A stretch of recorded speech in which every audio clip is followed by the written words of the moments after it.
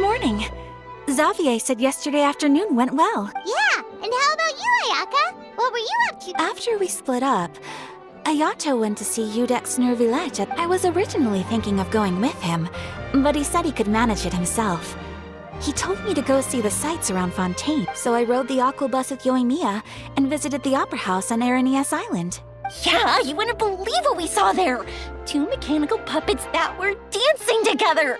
You've already seen them, right? Yeah, those two! We sat and watched for quite a while. It was mesmerizing. Oh, it was the same for us the first time we saw. Afterwards, we went swimming at the beach! Well, diving, to be exact. I held Ayaka's hand and we counted down together. 3, 2, 1, and then splash! We were beneath the waves. At first, I didn't dare to open my mouth. But once I couldn't hold my breath any longer, I decided to take a big breath in. Turns out the water wasn't as salty as I imagined. It didn't really taste like anything at all. Before I knew it, I was breathing like normal down there. It was an amazing feeling. Ayaka said I was too nervous and needed to loosen my grip. She got used to everything way faster than I did. I knew that the Traveler could do it, so I had no doubt we could do it too. That helped me feel at ease as soon as we dove in. The underwater world in Fontaine truly is beautiful. I love seeing the romaritime flowers blossoming underwater, like little candles lighting up the streets at night. Yeah, and there were so many creatures that we've never seen in Inazuma. Like those fish that shimmer like a sword blade. Whoosh! Oh, and those big fish that call when they see people. Ooh. Oh, you mean Hunter's Rays and Blubber Beasts. I just love the name Blubber Beast. Just wait till Pops and the others hear about this. They probably won't believe a word I say. Yoimiya was down there for quite a while. It was dark before we finally rode the aquabus back to the city. Yeah, even I was worried that I wouldn't be able to get up. I still felt like I was drifting, but as soon as I woke up today, I remembered that we'd all be shooting a film together, and Speaking of the film, where's everybody? My brother and Xavier were speaking to the restaurant owner about using the place as a filming location. As for the others, We're here. Please excuse my tardiness. I just finished the Special Patrol's 6-mile morning jog. Wait, 6 miles? I'm so tired. I heard you all chatting, so I decided to come down. Good morning, everyone. Morning. Can someone fetch me a cup of coffee?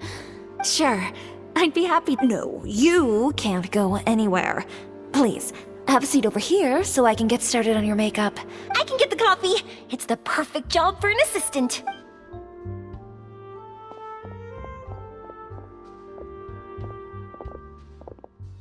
So much energy.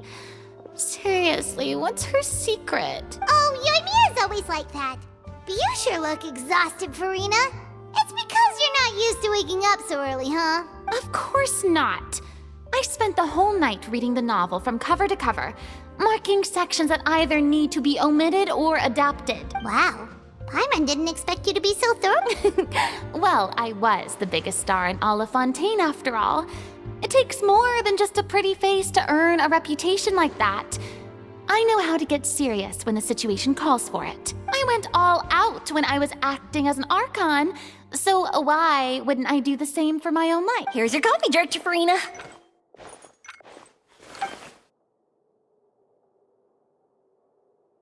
Oh, thank you. The sound of being called director. And the aroma of coffee. It seems everyone has managed to arrive on time. We've reached an agreement with the restaurant owner. We are free to use the second floor to shoot. Really? That's great! He is really looking forward to our film, and hopes that providing his restaurant as a filming location. Well then, Mr. Xavier, I'll leave. Okay, thanks. First, I'd like to introduce our new members. This is our prop manager, Veronique. She'll be in charge of all the film's props, and this is Bono, our lighting technician. He'll be... Wow. Sure feels like we have some... First of all, Please allow me to first express my sincerest gratitude to... When my investor informed me yesterday that he wouldn't be able to provide the funds, I really thought that this was the nail in the coffin. I had no idea that I'd find so many people willing to help me on such short notice. No need to be so cordial, Mr. Xavier. We're all honored to be a part of this. Your works made a profound impression on me when I am sure that someday, this film will be remembered as a prime example of cultural exchange between Fontaine and Inazuma. Yes, the story is the reason I agreed to join. I can't bear to even imagine what this film would look like without... Anyway, I would like to make a promise to everyone that as the producer of this film, I'll do whatever I can to ensure that everything goes as... This is not just my film. It also embodies the thoughts and feelings of every person here, as well as the endless effort we are about. So, without further ado, the Two Musketeers will officially begin filming You may take it from here, Director Farina. All right, listen up, everyone. The first scene takes place when the two young musketeers are living at the Baron's home, still unaware of all that is about to happen to them. Whoa. Seems Farina's really Is everyone clear? I don't want anyone traipsing around the set like, all right, cameras will start rolling as soon as the set is ready. Let's make a film that'll make some serious waves in Fontaine. Not the kind of waves that drown people. Seems like she's still a bit traumatized by that. Anyway, let's go see if there's anything we can do to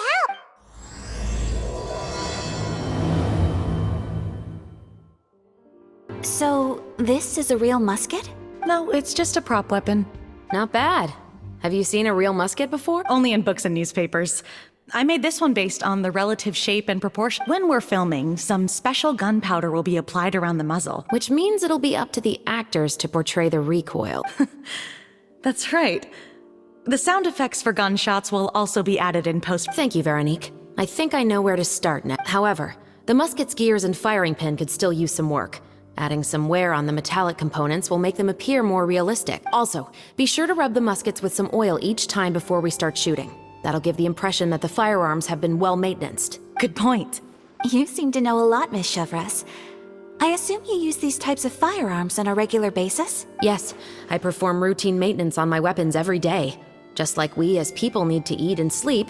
I also perform similar care for my sword every day, and familiarize myself with its shape and weight, to the point where it feels like a natural extension of my body. Yes, this way, our weapons will never betray us in the... Yes, well said.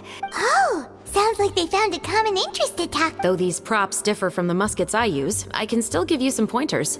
Good. I look forward to your... First and foremost, never point the weapon at anyone, regardless of whether it's a real or prop weapon or whether you're holding it or it's on the table. This holds for any time when you're not actively engaging it. Okay, When aiming the musket, extend your arm so that it's level with your shoulder, and use your eye to look down the weapon. Like this? Not bad. Now, try saying your lines. This is the end of the road for you.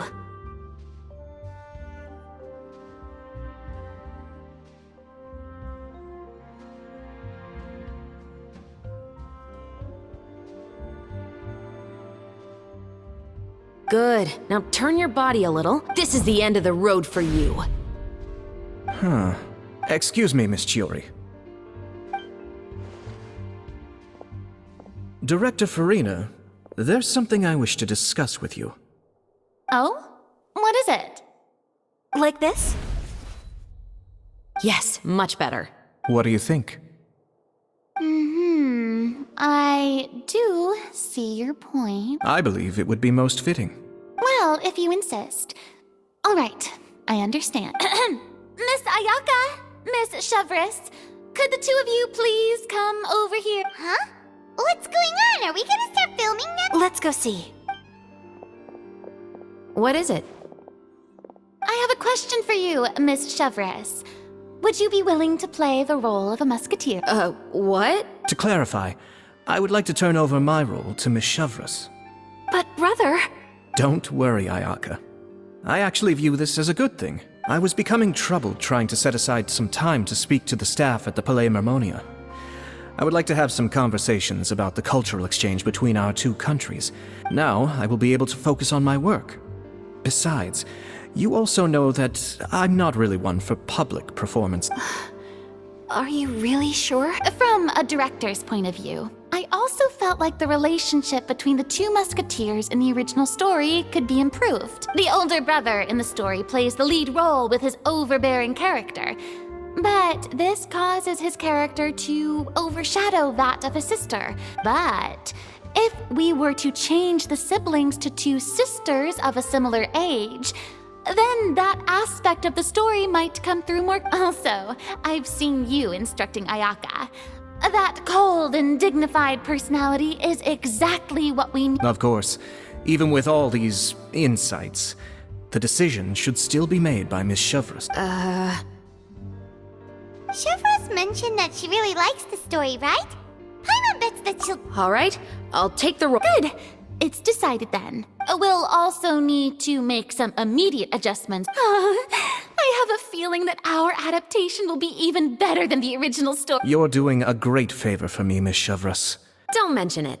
I like this character, so if anything, I should be the one thanking you. Well, since my brother is the one who brought up the idea, let's go, Miss Chevreuse.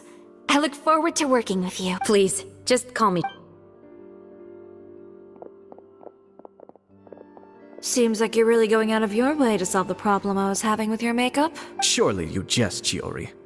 I assure you that I was mostly motivated by a desire to spend more time on formal business. Oh, come on. You really think I'd buy that? According to what I've heard from Ayaka, her brother is someone who can juggle 10 different matters at the Perhaps. Ayaka always said she wanted to go out and see more of the world, just like the Traveler. But I feel that she needs not only to see other nations, but also to make some different kinds of friends. Alright, go on. Spoil her some more. Ayato! It's too bad you're stepping down from the role. Paimon really wanted to see you act as a musketeer. No need to poke fun at me. I'd wager that you also felt that I wasn't. It's a little hard for Paimon to imagine you saying those lines. Yes, I've made an appointment to meet some people from the Palais Mermonia. Now, I will have some more time. Traveler, get the camera ready. Paimon, get the clapperboard. Actors to your positions. Go on now. Yep, don't worry. Thank you.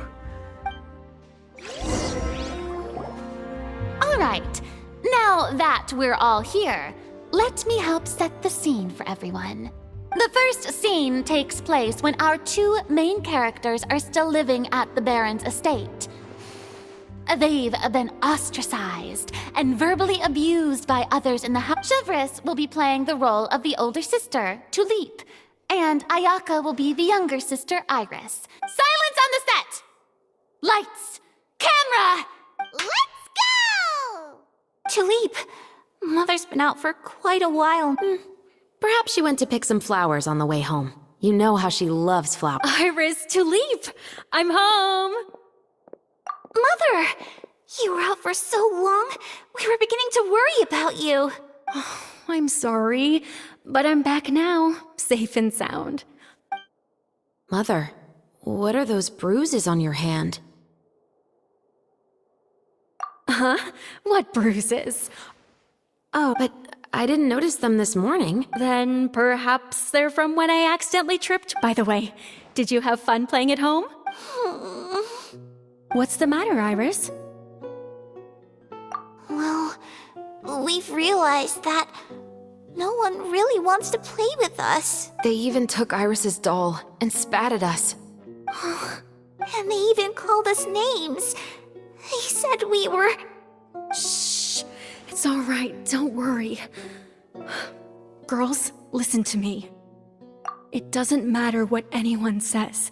Don't listen to them. No one can define you with such work. You both have wonderful lives ahead of you. Maybe your time to blossom hasn't quite come yet. Don't let the soil you're in now ruin your future beauty. And cut! Not bad. The actors' emotions were all on point. Also, If our clapper loader could avoid shouting at the start of the scene. Oh, got it. Great. I was a little worried that my nerve. I felt fine. The lines weren't too difficult at all. Seems like Farina must have adapted the role You two were great. I couldn't tell it was your first time acting in a film. Thank you for your encouragement. Positions, everyone! We'll move on to the next scene after we try a few more camera angles.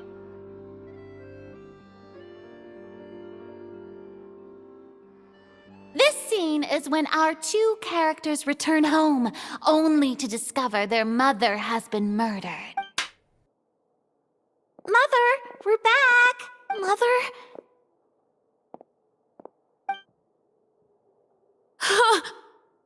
What's wrong to... Iris, stay away! Huh? Why? What's... Mother! Mother... She's...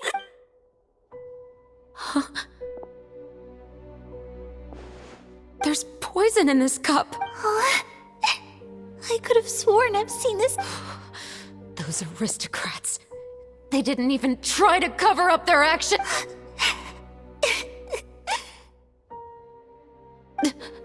Iris, we need to leave this place. Leave?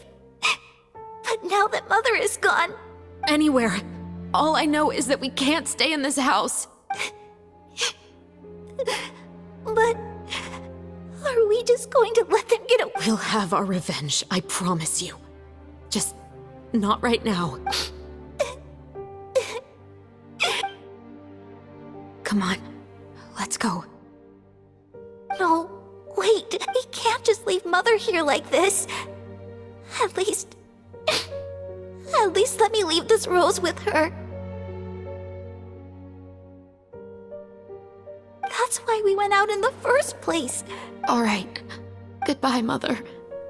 And cut! Beautiful! Great performance! Oh my, you're so amazing, Ayaka! And were those real tears I saw? I was surprised too. Thank you for the kind compliments.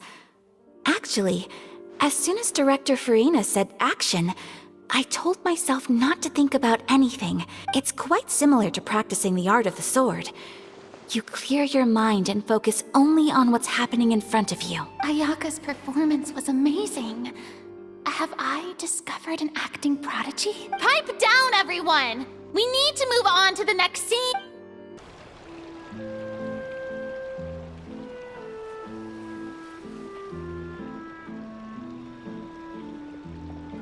Huh?